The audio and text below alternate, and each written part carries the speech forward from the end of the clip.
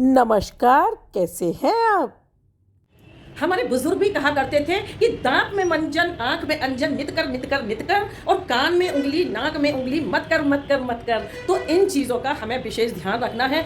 अपनी जो अभी सर्दियों का टाइम चल रहा है ना, इसमें क्या होता है कि सांस लेने में दिक्कत हो जाती है। हर किसी को आज देखो आप, ब्लड प्रेशर है, हार्ट के पेशेंट बने हुए हैं, डायबिटिक हैं। तो क्या होता है कि अपने अंदर के ऑर्गन्स को हमें क्लीन रखना है। इसके लिए क्या करेंगे कि इस तरीके से बहुत से लोग करते रहते हैं, लेकिन उनको अपनी नाक साफ करने में पता नहीं क्या प्रॉब्लम होती है, समझ नहीं आता। नाक को हमेशा साफ रखें, और जब कभी ऐसा जो काम वगैरह कुछ हो जाता है ना, तो भाप ले लें। इससे हमें थोड़ी राहत भी मिलती है, और हमारी जो नाक के स्रोत है ना, वो खुल जाते हैं, और हम सांस भी अच्छे से ले सकते हैं। सोते सोते बहुत लोगों को खर्राटे आते हैं, सो भी नहीं पाते, उससे पहले ही इस तरीके के, तो खुद को ही पता चलता है कि हाँ, हम खर्राटा ले रहे हैं। तो सबसे पहले खर्राटा की वजह क्या होती है कि या तो हमारी नींद पूरी नहीं हुई है, या जो थोड़ा सा प्रॉब्लम होता है ना हार्ट वालों को, बस वो प्रॉब्लम है। तो इसके लिए क्या करना है कि पहले से ही अपनी नाक को बिल्कुल क्लीन रखेंगे, बिल्कुल क्लीन एकदम से। अगर इसमें ऐसे करके सांस लेने में अगर जरा सा भी कुछ ऐसा लगता है कि सांस थोड़ी सी अटक अटक के जा रही है, बिल्कुल क्लीन नहीं जा रही, जैसे हम मॉर्निंग में सो के उठते हैं ना, तो सबसे पहले अपना स्वर देखते हैं। कितने लोग देखते हैं अपना स्वर? ये तो ऐसे देखते हैं, तो कोई एक स्वर हमारा चलता हुआ होता है। तो क्या सिखाया है बुजुर्गों ने कि जो स्वर हमारा चल रहा हो, सबसे पहले उस पाँव को हम धरती पे रखेंगे। ये थोड़े से हमारे बुजुर्गों के सिखाए हुए नियम हैं। और सुबह सुबह जब सो के उठते हैं, तो बहुत लोगों की आदत होती है कि शीशा रख के सोते हैं और अपना फेस देख के उठते हैं। अरे भाई, ऐसा बिल्कुल भी नहीं करना है। शीशा तो बिल्कुल भी नहीं देखना है। उठने के कम से कम 5-7 मिनट तक वो आप नहीं देखो। हाँ, ये आदत अच्छी है कि उठने के बाद आप वॉशरूम जाते हैं और वहाँ पर जाकर के आंखों में पानी मारते हैं, कुल्ला करते हैं, तो ये तो अच्छा है। लेकिन शीशा उठते ही उठते बिल्कुल भी नहीं देखना है। हाँ, अपनी हथेलियों को देखें, और हथेलियों को देख के अगर मंत्र नहीं पढ़ना जानते हैं, काराग्रे वस्ते लक्ष्मी, तो कुछ ना कहें, बस केवल माँ लक्ष्मी, विष्णु भगवान, ब्रह्मा विष्णु महेश तीनों का ध्यान कर लें। और बस कुछ थोड़ी देर बिस्तर पे बैठ के, बेड पे जिस पे भी आप सोते हैं उस पर बैठ के थोड़ा सा अपने इष्ट देव का ध्यान कर लें। इससे हमारा सारा दिन होता है बहुत अच्छा। भाई, मुझे तो ऐसा ही लगता है कि जिस दिन मैं ये कुछ ना कर पाऊँ, तो बड़ा अंदर से एकदम से ये लगता है कि आज कुछ बहुत ही इंपॉर्टेंट काम रह गया और आज का दिन पता नहीं कैसे गुजरेगा। तो इन चीज़ों का हमें बहुत रखना है ध्यान। खर्राटे की समस्या के लिए हमें यही करना है कि अपनी नाक को साफ ज़रूर से रखना है, और अपनी जीभ को निकाल के थोड़ी देर के लिए, जैसे गाय होती है ना, काफ़ी बड़ी जीभ निकाल निकाल के अंदर बाहर करती है और सांस लेती है, तो उस तरीके से हमें करना है। तो इससे हमारे खर्राटे भी चले जाएंगे। ये 2 चीज़ें ना मैं खुद पे प्रयोग कर चुकी हूँ। मैं भी ना, लोग कहते थे बुलेट चलाती हो कि ये करती हो, तो मुझे यकीन नहीं होता था कि मुझे खर्राटे आते हैं। लेकिन जब रिकॉर्ड करके मुझे वो खर्राटे सुनाए, तो फिर क्या हुआ, मैंने ठान लिया कि भाई अब खर्राटा नहीं लेना है, क्योंकि खर्राटे हमारे दिल को बीमार करते हैं। तो इसलिए खर्राटे हमें ये 2 चीज़ें कर लेनी है, तो हमारे खर्राटे बिल्कुल भी नहीं आएंगे। हाय एवरीवन, कैसे हैं आप सब? उम्मीद करती हूँ सभी हष्ट पुष्ट होंगे, मस्त होंगे, व्यस्त होंगे। आज है जया एकादशी, और जया एकादशी का व्रत है। तो व्रत में जो नियम होते हैं ना, उसमें होते हैं कि 12 कुल्ले हमें करने होते हैं, और स्नान तो होता ही होता है। लेकिन बहुत लोगों को अक्सर देखा है कि बिल्कुल भी 1 दिन, 2 दिन, 3 दिन, हफ्तों तक लोग नहीं नहाते हैं, और फिर उनको बहुत सारी बीमारियां जो है वो घेर लेती हैं। कुछ लोग अपना बचाव करने के लिए यहाँ तक बोल देती है कि भाई ज़्यादा नहाने से खूबसूरती कम होती है। चलिए, सभी बातें मान्य हैं, लेकिन ये नहीं कि हम गलत काम को बढ़ावा देने लगे। तो नहाने का हमारे धर्म में बहुत बड़ा महत्व है। अभी जो बहुत सारे केस हो रहे हैं ना कि ठंडी भी है, और इस ठंडी में लोग नहाने से बहुत डरते हैं, और नहाते भी हैं तो करते हैं बहुत सारी गलतियां। माँ के डर के चलते बच्चे नहाते हैं, बहुत गर्म पानी से नहाते हैं। तो ये दोनों ही चीज़ें बहुत ज़्यादा रिस्की हैं। ध्यान रहे, नहाने का पानी न ज़्यादा ठंडा हो, न ही ज़्यादा गर्म हो। गुनगुना पानी हो अगर गर्म है तो, और ठंडा पानी तो बिल्कुल बचाव करें, क्योंकि ठंडे पानी से हमारी रक्त वाहिनियाँ जो है वो सिकुड़ जाती हैं। कि जेंट्स लोगों में जो गर्म कपड़े पहने रहते हैं और तुरंत नहाने के टाइम पे गर्म कपड़े निकालते हैं और एकदम से सिर पे से पानी डाल के स्नान करने लगते हैं। बाथरूम में अक्सर देखने में आता है कि बाथरूम में नहाते नहाते, या नहा करके आए थे बस निकलते निकलते, या नहाकर आकर बैठे ही थे कि अचानक अटैक आ गया। ये सारी चीज़ें क्या होती हैं कि हमारी बॉडी बिल्कुल भी नहीं झेल पाती है, और खासकर जेंट्स लोगों के लिए, है ना। और लेडीज़ का तो ये है कि हम लोग का किचन में हाथ रहता है, पानी में बहुत सारा काम करते हैं, तो हमारा वो टेम्परेचर जो है लेवल में बना रहता है। तो सही नहाने का तरीका क्या है कि एकदम से हमें सर पे से पानी नहीं लेना है। मेरे हकीम जी ने मुझे ये बताया, तो मैं आप लोगों के साथ शेयर कर रही हूँ। सबसे पहले हमें अपने पैरों से धुलना स्टार्ट करना है, पैरों से हमें पानी डालना है और रगड़ते हुए उनको धुलना है। तो अगर हमारे बॉडी में कोई प्रॉब्लम है और कुछ हमें रिस्क हो सकता है, तो उससे हमारा वो रिस्क जो है दूर हो जाएगा। और ये मैंने खुद इस्तेमाल किया हुआ है, इसलिए आप लोगों के साथ शेयर कर रही हूँ। उसके बाद फिर धीरे धीरे हमें हाथ पाँव को धोते हुए फिर हमें अपने सिर से पानी लेना है। तो इस तरीके से जब हम नहाएंगे, बहुत सारी चीज़ों को खुद से दूर रखेंगे। और नहाना ज़रूरी क्यों होता है? नहाना ज़रूरी इसलिए भी होता है कि जब हम नाइट में बहुत सुख और शांति के साथ सो रहे होते हैं, तो उसी समय हमारी बॉडी में बहुत सारी क्रियाएं चल रही होती हैं। जब थकान में सोते हैं, मुंह से लार गिरना और कुछ अपवित्र सी चीज़ें जो होती हैं वो हमारे शरीर से निकलती हैं। तो सुबह उठकर हमें पवित्र होना बहुत ज़रूरी है। क्यों? क्योंकि बिना पवित्रता के हमारे आसपास जो नेगेटिविटी होती है ना, नकारात्मकता का जो वास होता है, गंदी चीज़ों का जो वास होता है, उनके चलते हम यशस्वी नहीं हो सकते, हम वैभवशाली नहीं हो सकते। इसीलिए हिंदू धर्म में सबसे पहले सुबह दातून और दातून के बाद स्नान, स्नान के बाद सूर्योपासना और गायत्री मंत्र का जाप बताया गया है, जिससे हमारा घर जो है धन धान्य से भरा रहता है, हम यशस्वी होते हैं, आयु हमारी बढ़ती है, हम निरोगी रहते हैं।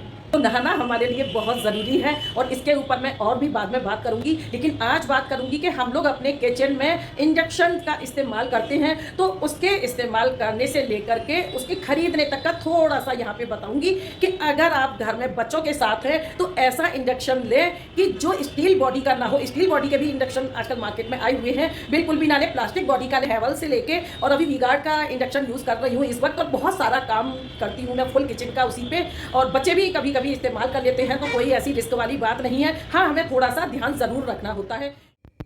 आइए चलिए मिलते हैं अपने इस इंडक्शन कुकर से।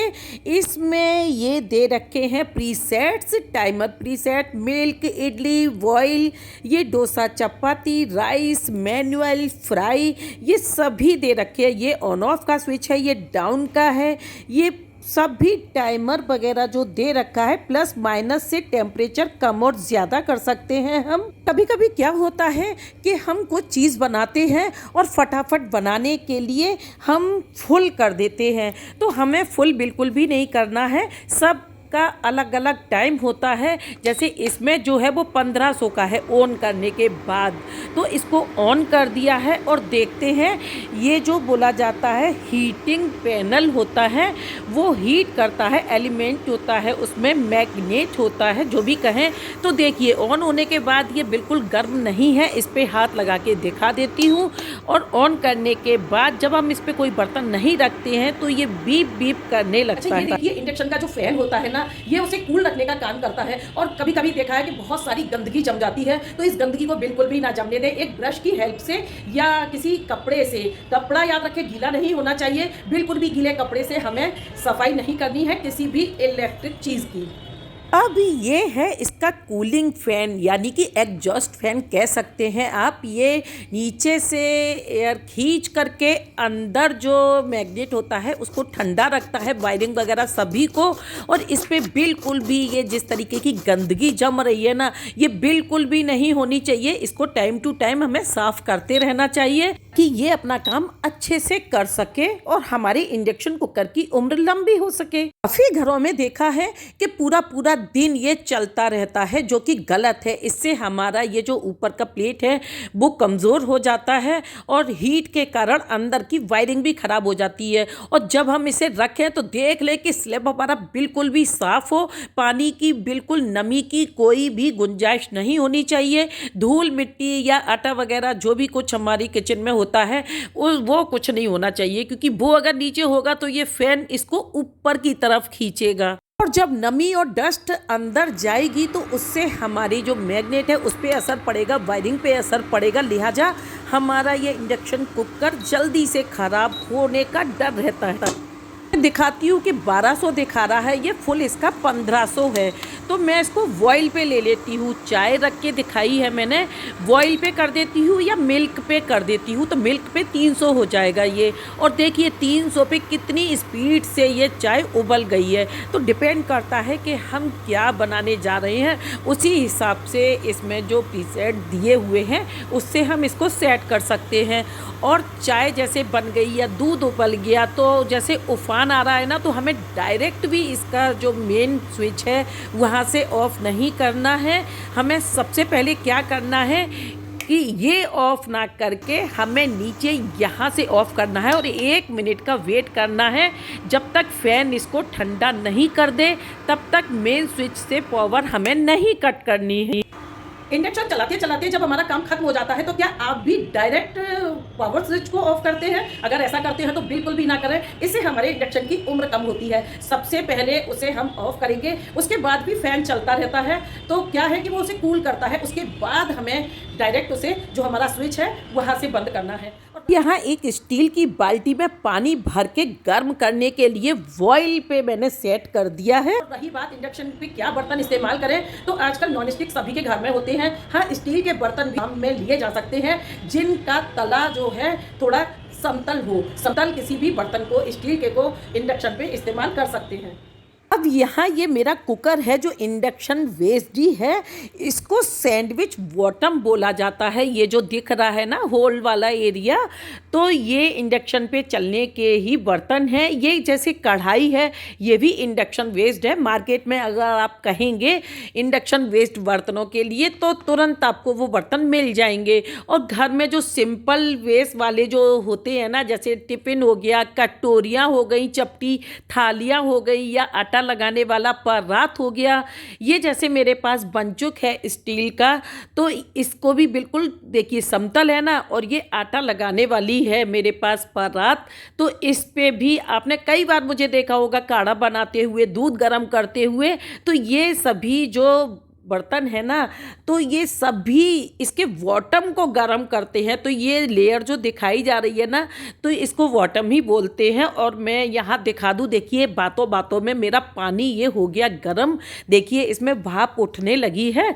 तो बाल्टी जो है इसका भी तला जो है वो बिल्कुल समतल है। तो कोई भी बर्तन हम इस पे रख सकते हैं, मतलब स्टील का। अल्मुनियम का बर्तन कोई काम नहीं करेगा। तो मैं एग्जाम्पल के लिए ये चपाती बॉक्स का ढक्कन है, इसको देखो दिखाती हूँ।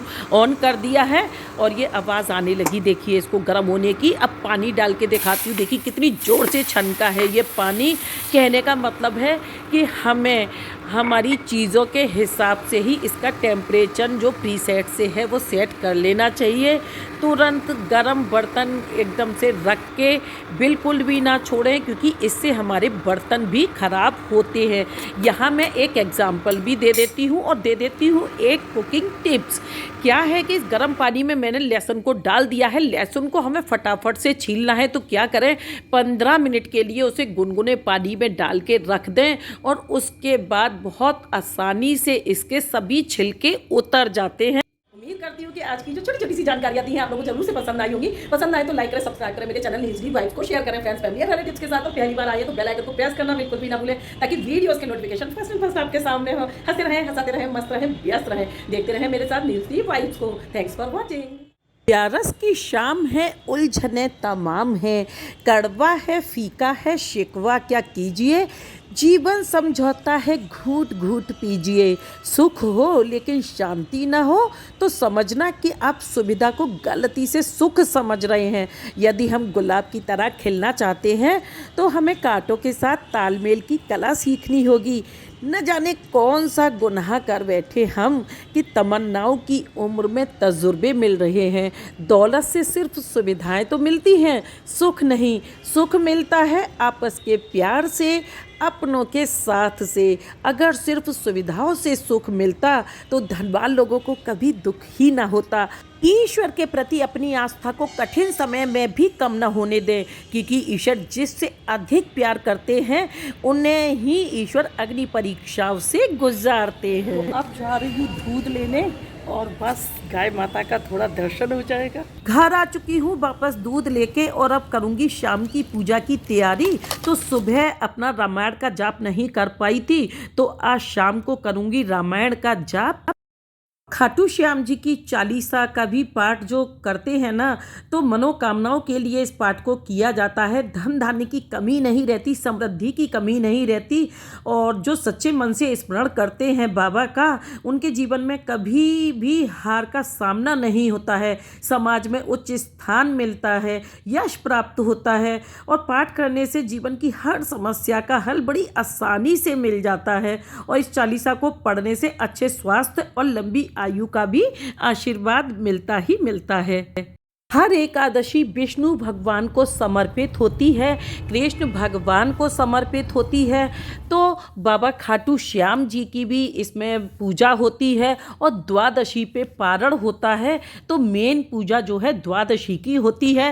प्रसाद में जो भी अच्छा सा भोग मिल जाए मिठाई का या मार्केट से शुद्ध बनी हुई मिठाइयों का, तो उनका भी भोग लगा देती हूँ, पंचामृत का भी लगा देती हूँ, और बाबा से अरदास भी कर देती हूँ। यहाँ कहूँगी कि जब सुबह सोकर उठे तो कहें कि हे श्याम बाबा, मैं तुमसे प्रेम करती हूँ। और जब आप काम पर जाते हुए घर छोड़ें तो कहें कि श्याम बाबा चलिए, मेरे साथ चलिए। जब आप बहुत बेचैन होते हैं ना और रोने का मन हो तो कहें श्याम मुझे गले लगा लो। जब आप बहुत खुश हो तो कहें श्याम मैं आपको नमन करती हूँ। जब आप कोई कार्य करें तो कहें श्याम मेरी सहायता करो। जब आपसे कोई गलती हो जाए तो आप कहें श्याम मुझे क्षमा कर दो। और जब आप रात्रि में सोने जाएं तो कहें श्याम मैं आपकी आभारी हूँ और आप मेरी सभी अपवित्र चीज़ों से रक्षा करो।